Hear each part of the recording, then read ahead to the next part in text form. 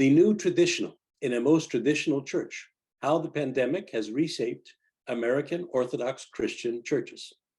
We welcome a very special guest today who's been with us before, Alexei Krindatch, and his website is orthodoxreality.org. And today we're going to deal with reality, not with dreams, and not even with pipe dreams, but with reality. We're going to talk about clergy's response, laity's response to what has happened during the pandemic. And I think you'll find it to be very interesting. Alexei, this is your second report from the study about long-term consequences of the pandemic for Orthodox Christian churches in America. You gathered information through a national survey of more than 2,000 Orthodox parishioners from all parts of the country and from all jurisdictions. A few months ago, we talked about the first report, which was based on the National Survey of Orthodox Parish Priests. So what are, if there are any discrepancies or significant differences from what you learned from the people in the pews versus the Orthodox Christian clergy? Father Chris, believe it or not, but that was one of those rare circumstances when what we were told by people in the pews, parishioners, and what we learned from the shepherds was extremely consistent. Now, we did not ask exactly the same questions. Some questions were exactly the same, but some questions were made in a way that they would either corroborate with one another or contradict each other.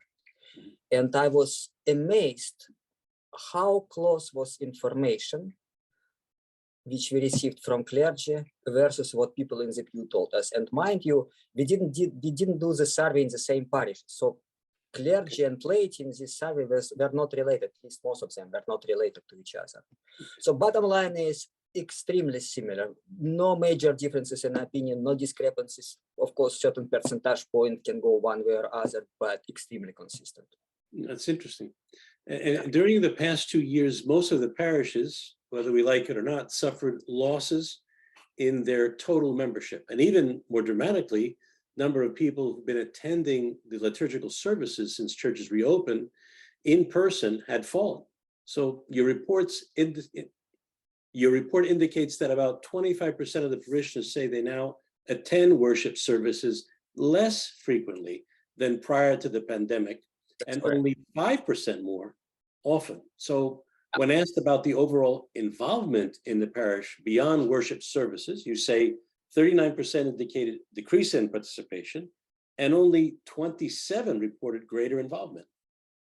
But besides the attendance, where would you say in the area of parish life was the most negatively affected by the pandemic? Thank you, Father Chris, for this question. The answer to this question is both very simple and very troubling. In fact, one of the chapters of the report is called "The Pandemic's Biggest Victim: Religious Education for Children and Teenagers." Oh my. That was hit by pandemic the hardest.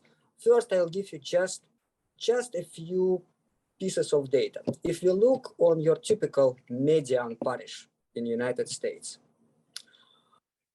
this parish would miss about a quarter of its pre-pandemic students. And I talk specifically about teenagers and children. Adult education is a different picture. But bottom line is 25% of our young people simply disappeared from our religious education classes. This is for data which came from clergy. When we asked parents, those who have children, of course, yes, and teenagers, what happened with your children participation? 30% of the parents reported to us that their children either stopped attending religious education classes at all, or their participation declined significantly. Furthermore, when we asked parishes what happened with their religious education programs, and they gave them a bunch of answers, but bottom line is, by the time of the survey, 1 out of 6 parishes reported that with the start of pandemic, they shut down completely their religious education. They didn't do this online, they didn't do it in person, and they did not resume it yet. So in 1/6 of the parishes, religious education classes are simply gone. So in other words, even if you want to participate, because there is no. So that's I gave you. So religious education for children and teenagers. This is the hardest hit. Let me ask you this. Does the study offer any insight into how to keep the children and the teenagers engaged in religious education? Absolutely. So, I mean, we found that in certain parishes, despite overall declines, there was uptick in attendance, and those parishes had certain demographic features. Now, you cannot demography of your parish, you cannot change it. But there were two things which could be applied in every parish. And those two things, and again, it came both from survey of clergy and laity. The first is modality of learning for children and teenagers. Again, for adults, it's different. No online classes, only in person. In other words, switching online means pretty much killing children and teenager religious participation. Online format is killer for religious education of children and teenagers. That's what clergy told us. This is what Orthodox parents told us. The second is that the classes on their own in-person classes are great, but even more statistically important, this is what survey found, consistent and regular in-person church attendance of the same children. Not that they come to the church just to go, for Sunday school, which happens once in a while, but we saw that parishes which combine both full attendance of children and teenagers at worship services and then their in-person classes, or per day, doesn't matter, they did the best. So in other words, on-hands experience, both either in class or in the church, not remote participation, either at worship services or in classes. Okay. That's what results in spikes in participation. And I would like to quote, we had some interesting quotes from clergy, and I just wanted to give you very, very short quotation. What this clergyman wrote, and he was, by the way, from the Greek Orthodox Archdiocese: make young people more involved in the church service and explain that religious education is part of preparation for liturgical activity. Get them involved in singing, serving, bell ringing, etc., etc. And they will be there for education classes and events. So make them participants of the process. And this could be done only in person. So in-person church attendance and in-person classes. Otherwise, your education will go, sideways. So that combination of church attendance and education is extremely important. Is that what we're saying? Correct, and in person, not online. Okay. In person. That's interesting. When we looked, by the way, it's like a side comment, when we looked at adult religious education, in fact, online format resulted in positive outcomes for adults, just, But again, for children and teenagers, online format is killer. It's not a good idea. I wonder the schools, I don't know the public schools, the private schools, when they went online, how did those educational experiences go? But that's not for this conversation, but it would be interesting to see. I know that some parishes struggled with the online religious education. It was tough to get the kids to sit there after they'd been at their computers the entire week going through school. But these are interesting facts. Alexei, the pandemic was also a time of difficult decision-making regarding keeping the churches open or staying open. There were safety protocols, there were changes, even in some parishes, in the administering of Holy Communion. Yeah, and much more. And we know that in many parishes, the process just didn't go easy. In your clergy survey, we saw a quarter of the parishes experienced conflicts with the so-called ruling bishop or hierarch. Now, more than 1/3 of the parishioners said that their parishes were affected by internal conflicts and dissent. So I'm wondering whether those experiences left behind any, say, changed attitudes. Now, overall, how satisfied are the parishioners with the leadership provided during the pandemic by their local clergy and by the hierarchs? Father Chris, thank you for another excellent question. I will mention two things, and both of them, I think, will have lasting consequences. They will not go away within next weeks or months or even years. They will stay with us. The first thing is, give it or take it, and I'll give you some figures. But pandemic resulted in the fact that the trust of our church members in their parish clergy increased significantly. So priests have become more popular. So parishioners were pleased with how Father A, B, C handled situation overall, right? But they trust in hierarchs, bishops and metropolitans dropped. So you have two opposite developments: growing popularity of local parish clergy and decreasing popularity, decreasing confidence in church hierarchy. Here are the facts. We asked parishioners, here are some data. So the question was like that: as a result of pandemic, how did your trust change? Inability of your parish priest to make good decisions, or in the ability of hierarchs to make good decisions? Two different questions, but formula is the same. So on the first one, 43% of members said that their trust in a parish priest to make good decisions has grown since the start of pandemic, and only 24% say that it declined, and then that were unchanged. But basically, you have almost twice as many people who say my trust in my parish priest has grown versus those who say declined. With bishops and metropolitans, picture was opposite. 40% of our members are now less confident in their ability to make good decisions, and only 20% reported increase in confidence.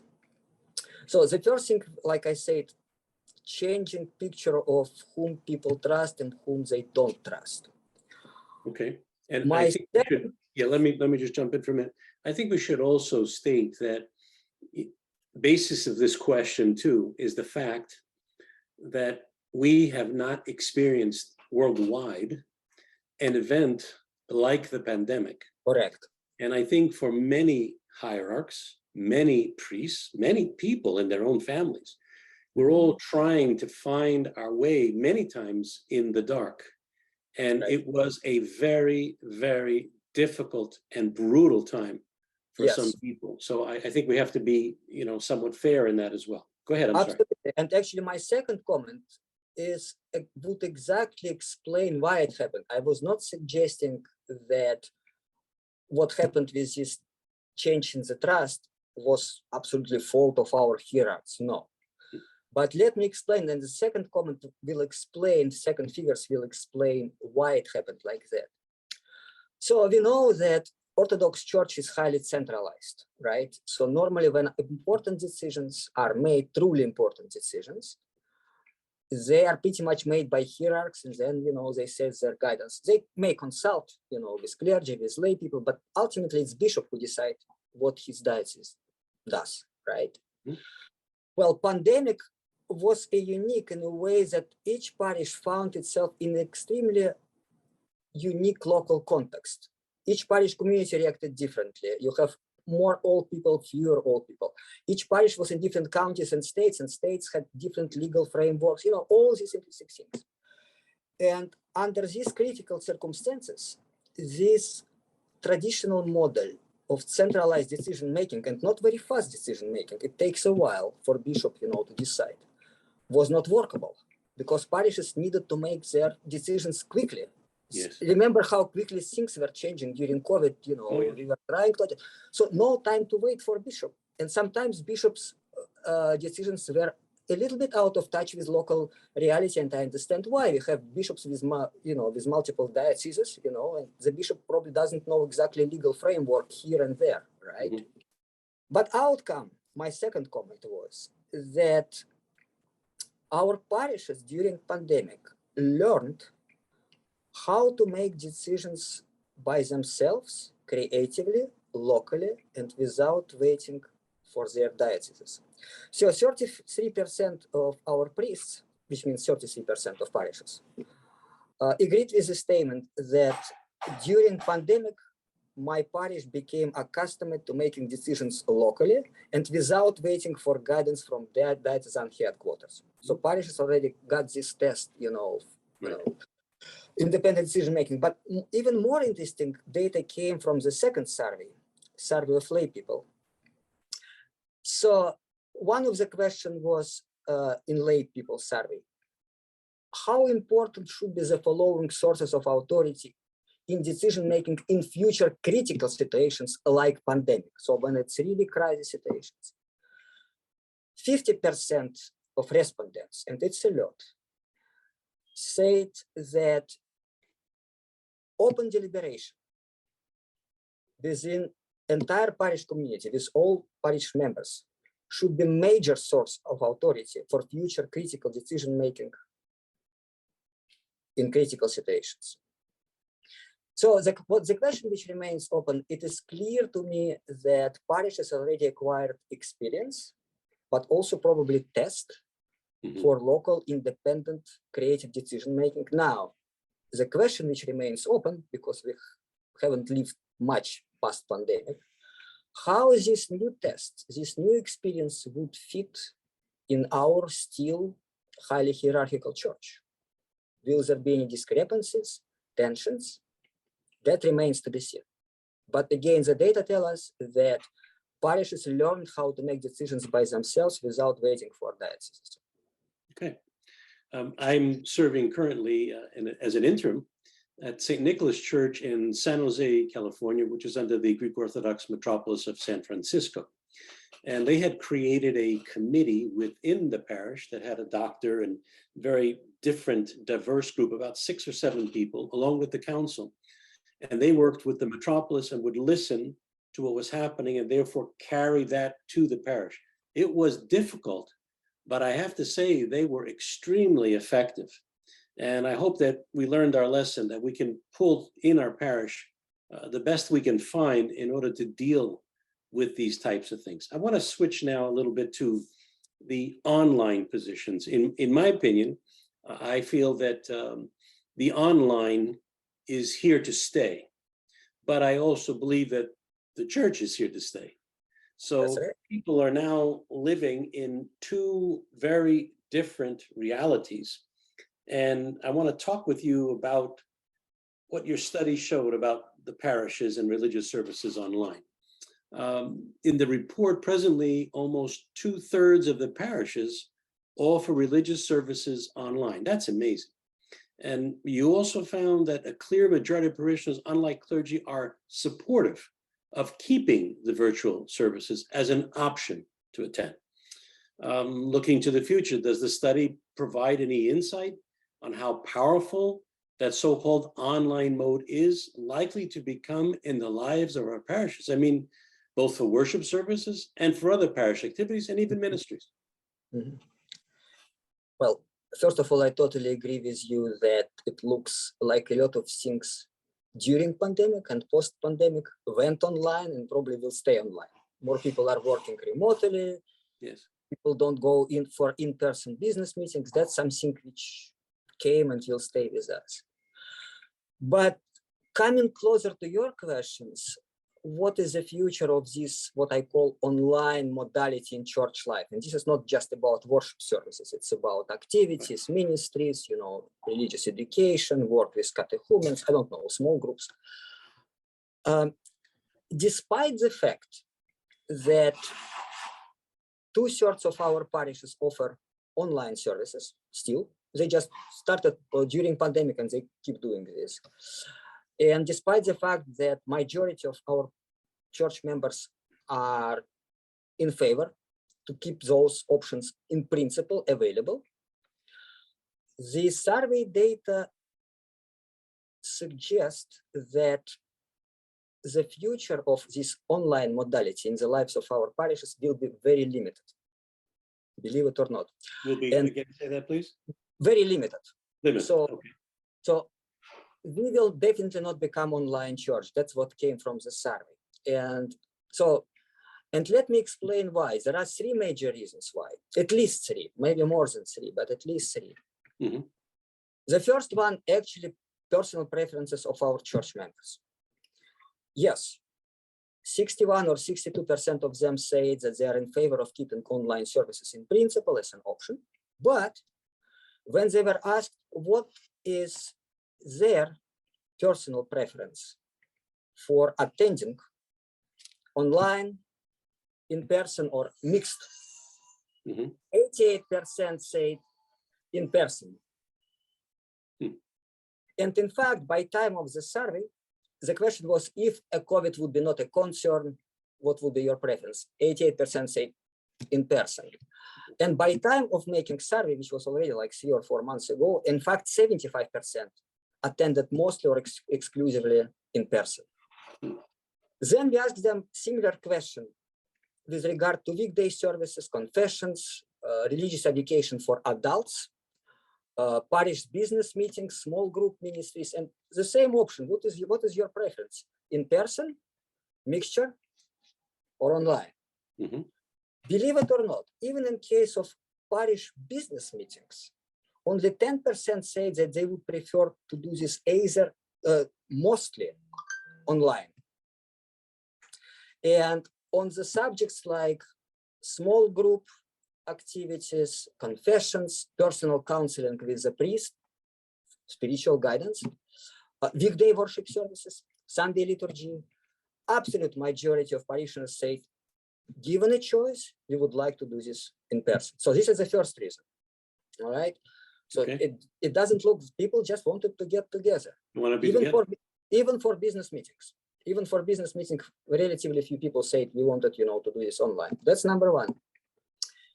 The second was where in the study of clergy, we asked their opinion if online modality is good, more efficient or less efficient, damaging or supporting for a number of ministries. And we gave them, a long list of what is going.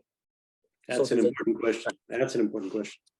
And from their perspective, the key ministries, and I'll name those key ministries, would be really strongly negatively affected by online participation.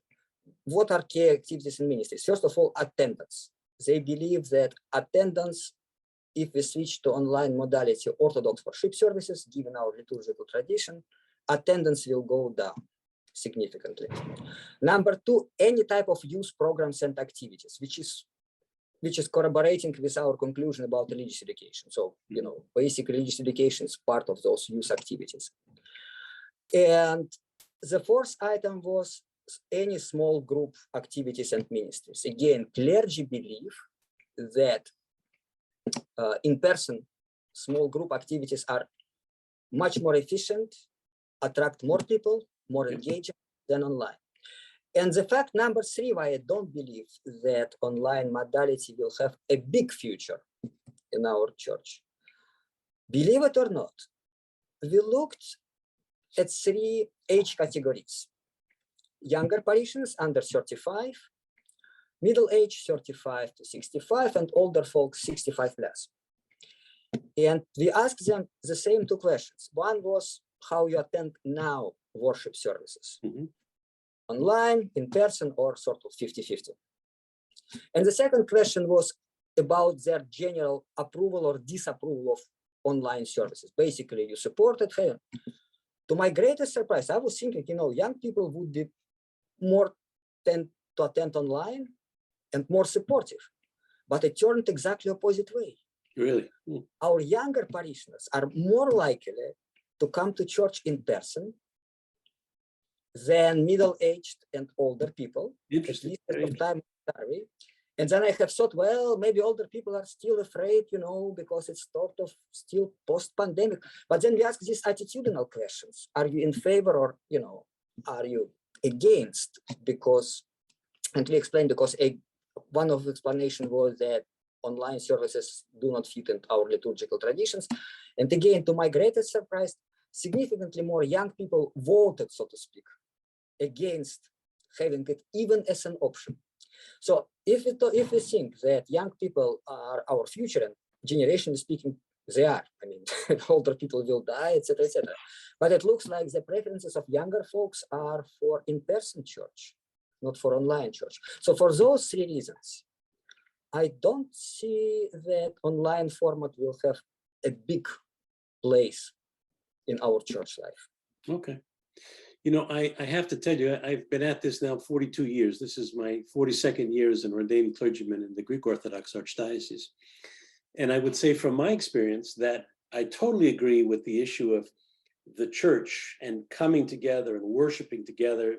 It's not going to be replaced, and frankly, is more fulfilling. There's the ability there to live in the abundance of the faith, as we say.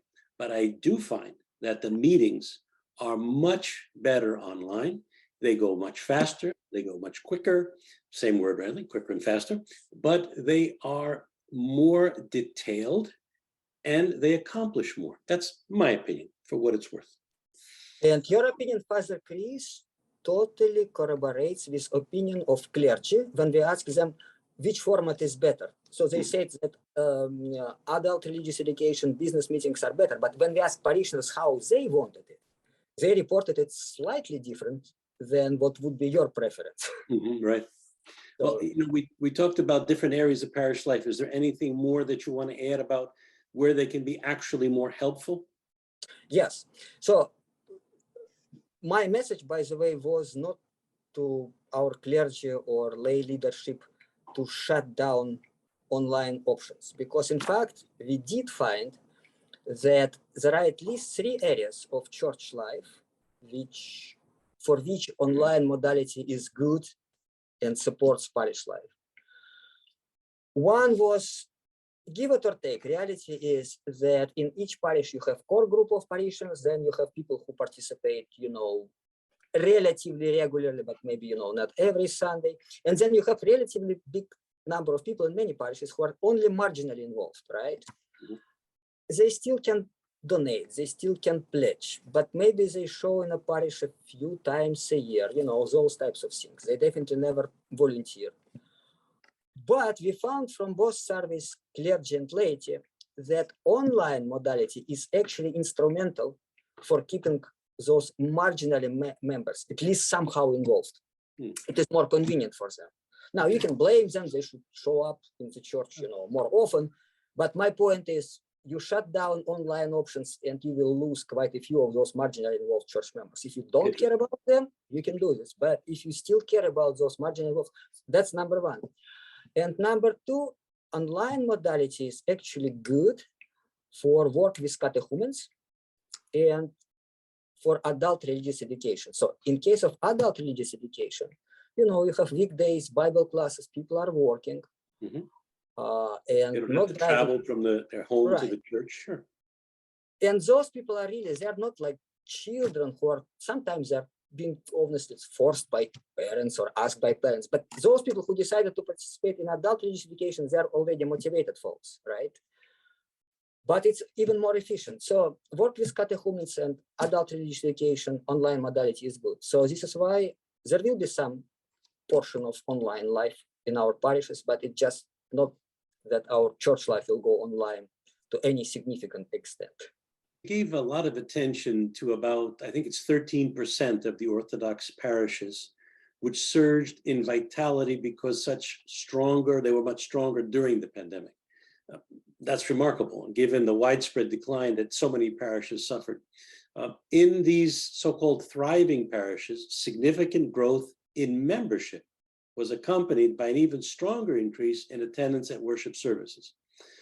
These parishes also experienced growth in involvement in religious education.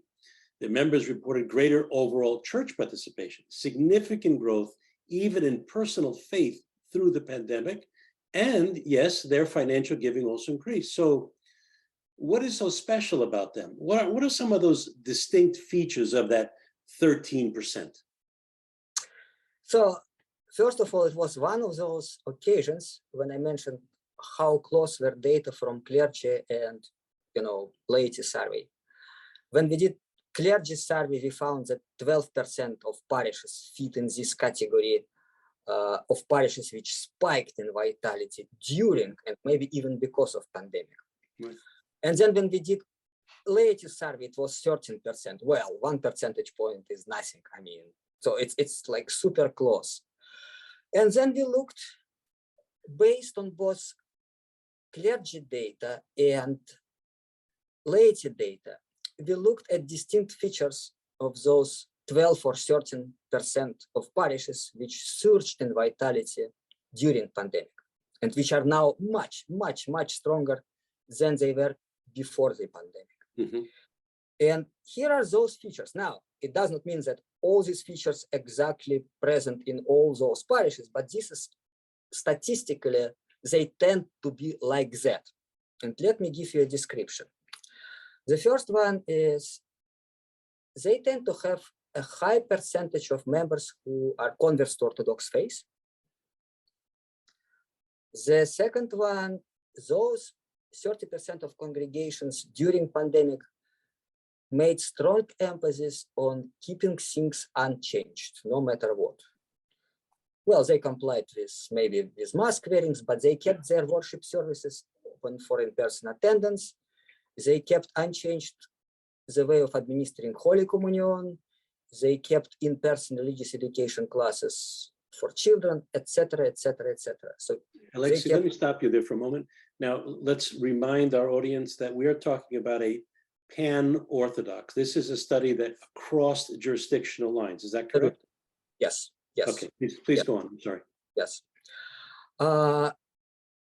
These parishes found one way or other different ways of offering their members strong sense of support from parish community. So people were lost during pandemic. Many of them stayed at home. So one way or other, all those parishes turned to be very supportive internally for their members in difficult times.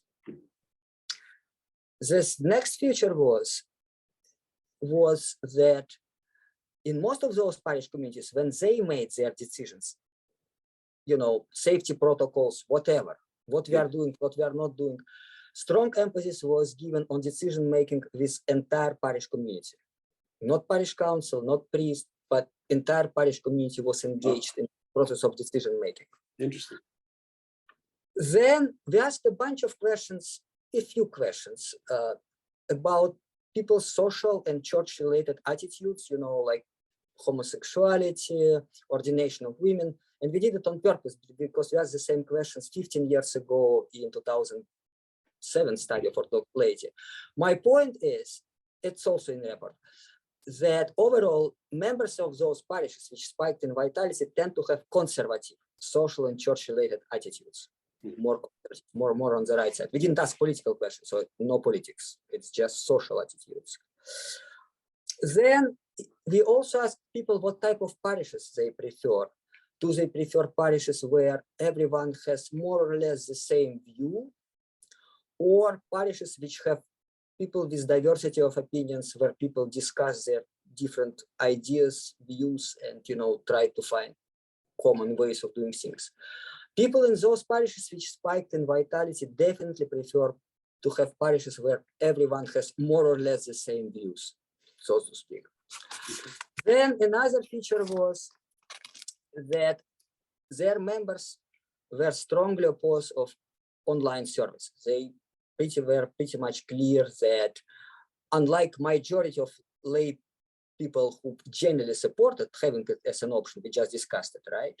In those 13% of parishes, strong majority of parishioners were against online services, even as an option.